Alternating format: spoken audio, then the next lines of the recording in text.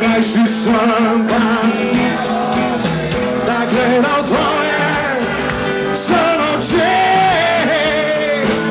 Skozi njih je bilo peklo pred, edino s teboj bil sem že najrajši sem. Kakšen pa je občutek nastopati pred eno gručo študentov? Vam to prinese kakšne spomine za nazaj študentskih let?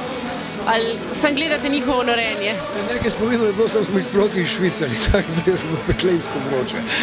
Verjetno bo tudi vam vroče, ne? Si predstavljate, kak je boljše vlogo biti nam, ki imamo vsaj 20 let več kot vi, pa ki smo imeli malo bolj aktivno vlogo, vendar ne danes na nocojšnjem dogodku. Reflektor ti direkt spis, da bolj svetijo, tako da. Študent je sicer hvaležna publika? Najboljša.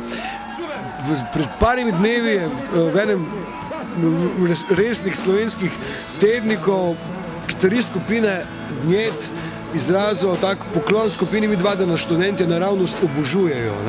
In smo se zdaj pričeli malo tega zavedati, očitno res. Mislim, študenti nas imajo res radi, mi imamo radi študente, študentsko populacijo, seveda, ne glede na spol, da ne bo kakšne zadrege.